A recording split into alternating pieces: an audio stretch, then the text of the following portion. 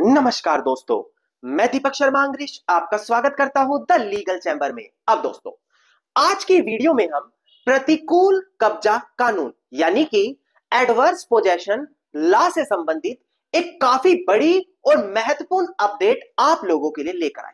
जी हां दोस्तों, अब आज हम बात करेंगे कि जो प्रतिकूल कब्जा कानून है, अगर वहां पर एक व्यक्ति किसी दस्तावेज का सहारा लेकर, जैसे एग्रीमेंट टू सेल, लीज लाइसेंसी एग्रीमेंट हो गया, रेंट एग्रीमेंट हो गया, किसी दूसरे प्रकार का एग्रीमेंट हो गया जहां पर परमिशन मिली, अगर उस संपत्ति पर इस बहाने से कब्जे में आया है जहां पर उसको कोई परमिशन मिली थी, कोई दस्तावेज के सहारे से घुसा था, तो वो चीज कानूनी रूप से प्रतिकूल कब्जा स्थापित नहीं करा सकती।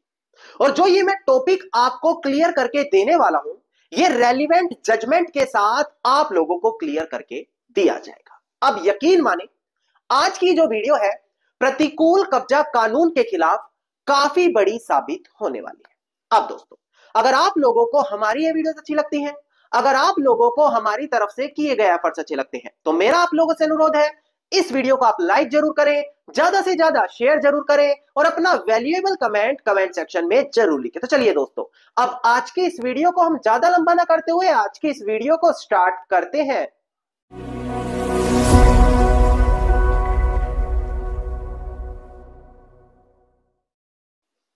अब दोस्तों, सबसे पहले हम वीडियो की स्टार्टिंग में प्रतिकूल कब्जे के बारे में बात कर लेते हैं। देखिए, प्रतिकूल कब्जा एक आम व्यक्ति समझता है कि किसी ने अगर मेरी जमीन पर 12 साल तक कब्जा कर लिया तो मैं उस संपत्ति का अब मालिक नहीं रहूंगा।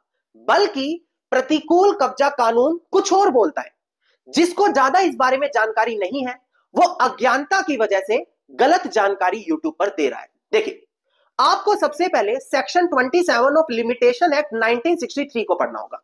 वो बताता है कि अगर कोई प्रॉपर्टी का मालिक है और उसकी प्रॉपर्टी पर किसी का पोजेशन है और वो अपने उस पोजेशन को वापस से पाना चाहता है, तो एक लिमिटेशन होता है, एक समय सीमा होती है, उसी के भीतर उसको अपना केस करना पड़ेगा। अगर उसके भीतर वो अपना केस नहीं करता तो जो उसका राइट होता है प्रॉपर्टी पर वापस से कब्जा पाने का, वो खत्म हो जाता है, वो एक्सटिंग्विश हो जाता है। ये चीज ही हमें सेक्शन 27 बता रहा है। पर समय सीमा कितनी होगी, इसको जानने के लिए हमें लिमिटेशन एक्ट के स्केड्यूल्स को देखना होगा। वो बताता है हम लोगों को कि आर्टिकल 65 स्केड्यूल 1 ऑफ लिमिटेशन है कि 12 सालों की समय सीमा है। 12 साल तक अगर एक व्यक्ति प्रॉपर्टी पर पोजेशन करके बैठा है, उसको आप बाहर करना चाहते हैं, तो इस टाइम पीरियड के भीतर कोर्ट में जाकर अपना सूट फॉर पोजेशन का दावा जरूर डाल दे। नाउ, जब से लोगों को यह जानकारी हुई, उनके मन में बहुत सी घबराहट आ गई। अब उनके ध्यान में आने लगा कि हमारी जमीन पर तो वो किराएदार इतने लंबे समय से है, हमारी जमीन पर तो वो इतने लंबे समय से है। जबकि दोस्तों, सिर्फ 12 साल होना काफी नहीं होता। कुछ चीजें ऐसी होती हैं जो कब्जा करने वाले को जरूर दिखानी पड़ती है, वरना कोर्ट में जाकर उसको कोई फायदा नहीं मिलता। जैसे कि 5 मुख्य पॉइंट है और जो हमारी आज की जजमेंट है वो इन्हीं पॉइंट से मिलती जुलती है।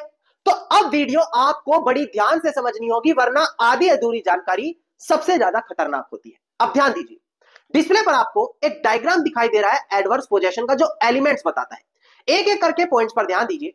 सबसे पहला है कंटिन्यूअस एंड अनइंटरप्टेड पोजेशन, यानी कि जो कब्जा किया गया है वो लगातार होना चाहिए और बिना किसी रोक टोक के हमारा होना चाहिए। इसके बाद आता है ओपन एंड नोटोरियस, जो कब्जा है वो सभी लोगों की नॉलेज में होना चाहिए, पब्लिक नॉलेज में जाकर किया होना चाहिए। तीसरा आता है एक्सक्लूसिवली, यानी कि कब्जा करने वाला ओपनली अकेला बैठेगा, पार्टनरशिप करके कब्जे नहीं होते, एक्सक्लूसिवली होना चाहिए। इसके बाद सबसे इंपॉर्टेंट पॉइंट आता है होस्टाइल। होस्टाइल का क्या मतलब है, जो कब्जा किया गया है वो इंटेंशन के खिलाफ जाकर किया हो। किसी भी प्रकार की परमिशन मिलने के बाद अगर प्रॉपर्टी पर एक इंसान जाकर कब्जा करता है तो वो प्रतिकूल हो ही नहीं सकता, वो परमिसिव पोजेशन माना जाता है। इसीलिए बोला जाता है कि जब तक कब्जा होस्टाइल में नहीं होगा, होस्टाइल का मतलब जो प्रॉपर्टी का रियल मालिक है उसकी इच्छा के खिलाफ जाकर नहीं होगा, तब तक इसका कोई भी फायदा नहीं है। और ऐसे में चाहे आप 50 साल तक कब्जा कर ले, वो अगेंस्ट में नहीं माना जाएगा।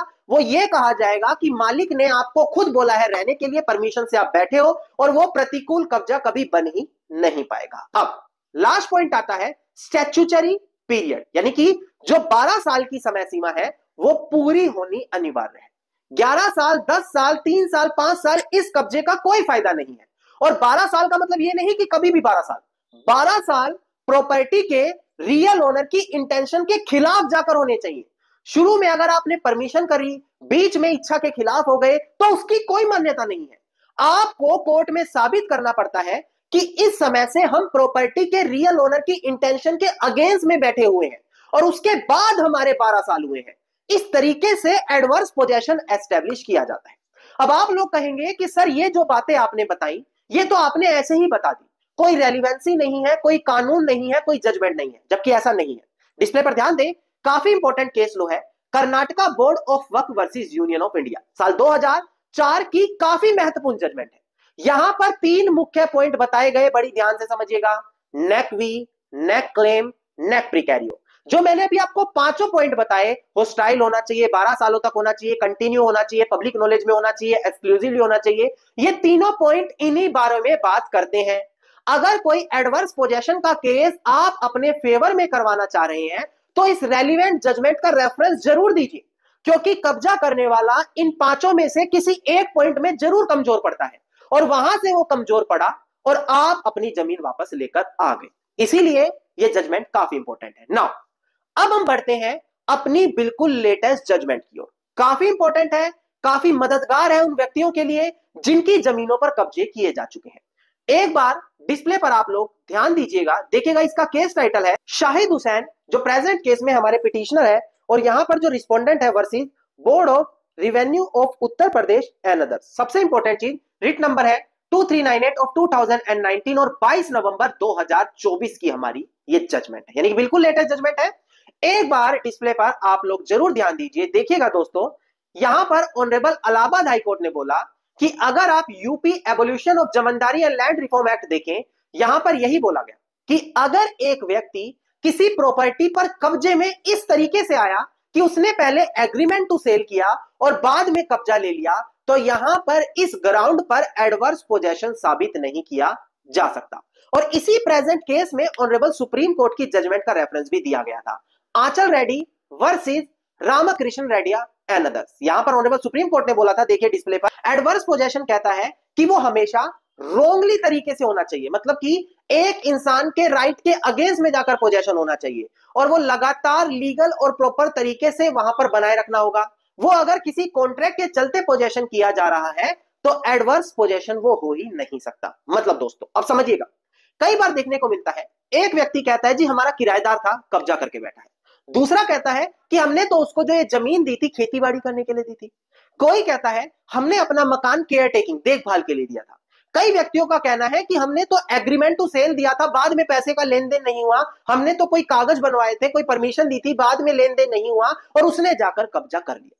तो यहां पर मैंने बिल्कुल लेटेस्ट जजमेंट 22 नवंबर की और उसी के अंदर ऑनरेबल सुप्रीम कोर्ट के एक जजमेंट का रेफरेंस दिया, जहां पर बोला गया इस प्रकार के कॉन्ट्रैक्ट करके अगर कोई पोजेशन को एस्टेब्लिश कर रहा है तो उसका पोजेशन भले हो सकता है पर वो एडवर्स नहीं हो सकता। कारण, क्योंकि एडवर्स पोजेशन में 5 पॉइंट मैंने बताए थे, उनमें से एक पॉइंट था होस्टाइल, कि रियल ओनर की इंटेंशन के खिलाफ आप कब्जे में होने चाहिए।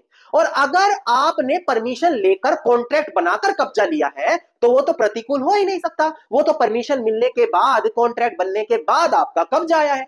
तो यहां पर ऑनरेबल इलाहाबाद हाईकोर्ट ने साफ मना कर दिया कि हम इसको प्रतिकूल कब्जे का नाम नहीं दे सकते, क्योंकि प्रेजेंट केस में यही हुआ था, एक प्रॉपर्टी को खरीदने की बात की गई थी 9,000 रुपए में, काफी पुरानी प्रॉपर्टी है, काफी समय पहले की बात है, जहां पर कुछ पैसा 6 से 7,000 एग्रीमेंट टू सेल के दौरान दिया गया और बाद में रजिस्ट्री करने की जब बात आई तो रजिस्ट्री नहीं की गई। अब जो व्यक्ति एग्रीमेंट टू सेल कराकर बैठा है वो जभी से प्रॉपर्टी के कब्जे में है। कभी वो यूपी एबोल्यूशन एक्ट का सहारा लेता है, कभी वो बोलता है कि मैं तो जभी से कब्जे में हूं, मेरा प्रतिकूल कब्जा बन गया। जो यहां पर ऑनरेबल इलाहाबाद हाईकोर्ट ने मानने से साफ इंकार कर दिया कि इस प्रकार से परमिशन होना कोई भी एडवर्स पोजेशन नहीं होगा और कब्जा करने वाले की फिर से हार हुई। दोस्तों नाउ आज की वीडियो में आपने देखा कि अगर आपके पास रेलिवेंट जजमेंट है, आपके पास प्रॉपर गाइडेंस है, आपके पास प्रॉपर लीगल एक्सपीरियंस है, तो किसी भी सिचुएशन में आप अपना केस बचाकर निकाल सकते हैं। वैसे तो हर केस को फाइल करने की हर चीज के लिए समय सीमा अलग है, अगर आप चाहते हैं कि हर लीगल सिचुएशन को जाने कि किसमें कितनी समय सीमा गिनी जाती है, तो इसके लिए आपको लिमिटेशन एक्ट 1963 खुद से पढ़ना पड़ेगा। अगर आप चाहते हैं, छोटी सी बुक होती है, इस वीडियो के डिस्क्रिप्शन में मैंने आप लोगों को लिंक दिया है, वहां पर मात्र क्लिक करके आप अमेज़न से घर बैठे इस बुक को भी मंगवा सकते हैं। धन्यवाद दोस्तों। उम्मीद करता हूं वीडियो में मिली जानकारी आप लोगों के लिए बेहद ज्यादा लाभदायक साबित होगी। अगर वीडियो में मिली जानकारी आप लोगों को अच्छी लगी तो वीडियो को आप लाइक, शेयर और कमेंट जरूर कीजिएगा। वीडियो से जुड़ा अगर आपका कोई क्वेश्चन है तो मुझे आप कमेंट सेक्शन में लिख सकते हैं। इसके अलावा अगर आप लोग रोजाना इसी प्रकार की हर महत्वपूर्ण जानकारी पाना चाहते हैं तो इस चैनल को तुरंत सब्सक्राइब करके नोटिफिकेशन बेल आइकन आप जरूर दबा दें।